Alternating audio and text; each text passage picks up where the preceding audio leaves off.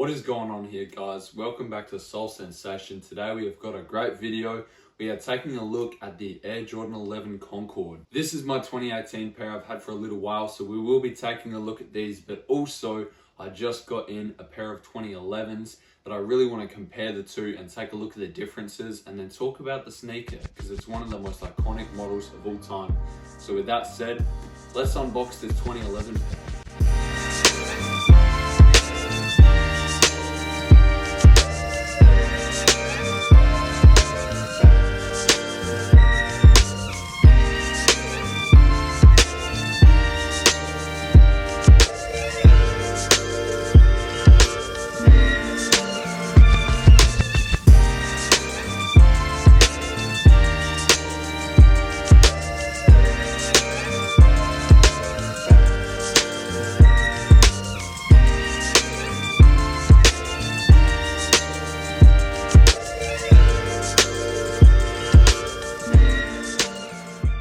So right here, taking a look at the box of the sneaker, we can see it is that classic Jordan 11 box that they were doing at the time. See, we can sort of see it's like the Concords with the patent leather at the bottom and then the mesh upper.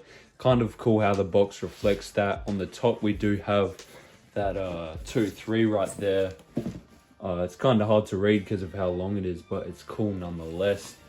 And then we also have this thing, I'm not exactly sure what it says. I would just guess that it says Jordan. And it's also got this little Concord Jumpman, as you can see. So yeah, definitely a lot of cool details on the box. And then on the front, you have that size tag right here. Obviously size 13 just for me.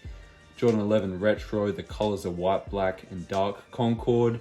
So how we actually get into this shoe is right here at the bottom. You can kind of like pull this out and push this down and then get to this little tab, which we pull out like this, and then we are actually able to slide this part out of the box. A lot of friction in there, but we can pull that on out. And this just comes away. There's nothing in there.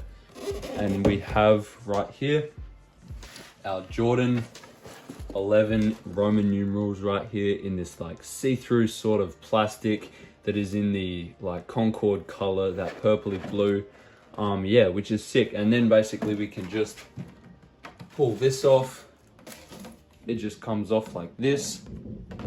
And then inside we have the paper, and underneath that paper, we got the shoe. And this is a huge box. This is an enormous box. This makes it look like a pair of size 9s, but yeah, this is a size 13 pair, and they are absolutely gorgeous. Have a look at that shoe, man.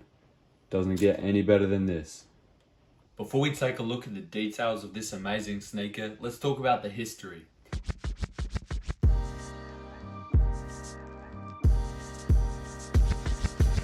This shoe originally released in 1995 and was the shoe Michael Jordan adorned as he came back to the game of basketball after his retirement and his short stint playing baseball after the passing of his father, and this shoe turned heads instantly. It was the first sneaker in the Air Jordan line to feature the now famous patent leather on the side. Off the top of my head, the retros we've got of this shoe are obviously from 95, 2001 they came back, obviously the 2011 pair right here, and then the 2018 pair.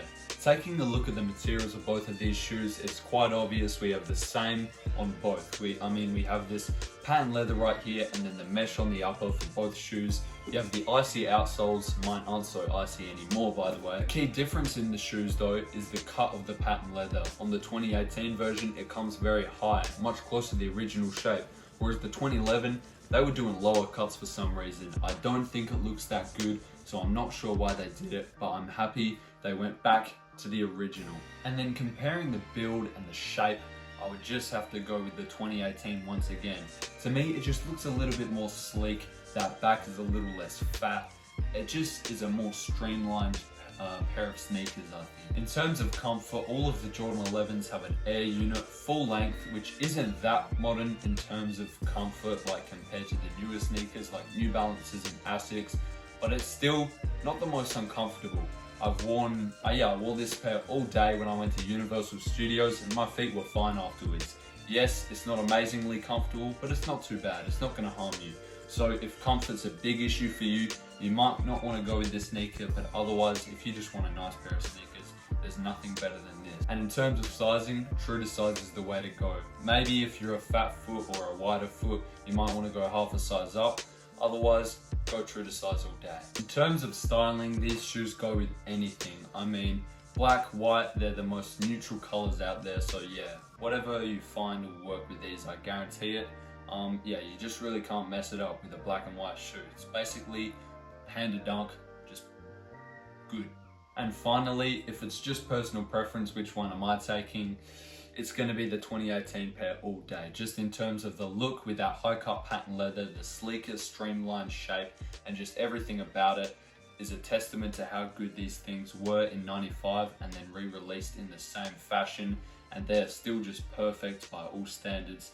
Maybe not comfort though, but yeah, it's a great sneaker, so I'm going to definitely be pulling these out of the closet 10 times out of 10 when I want to rock something sleek and even stylish. You can dress these up or down. People have worn these to weddings. I know NBA players always rock these every chance they get in a tuxedo. But yeah, such a great sneaker, super wearable, and just, it's gonna go down in history, man. Jordan had his best season ever in this shoe right here, man. You can't get much better in terms of a historical aspect either. That 96 Bulls team, man, 72-10, yeah.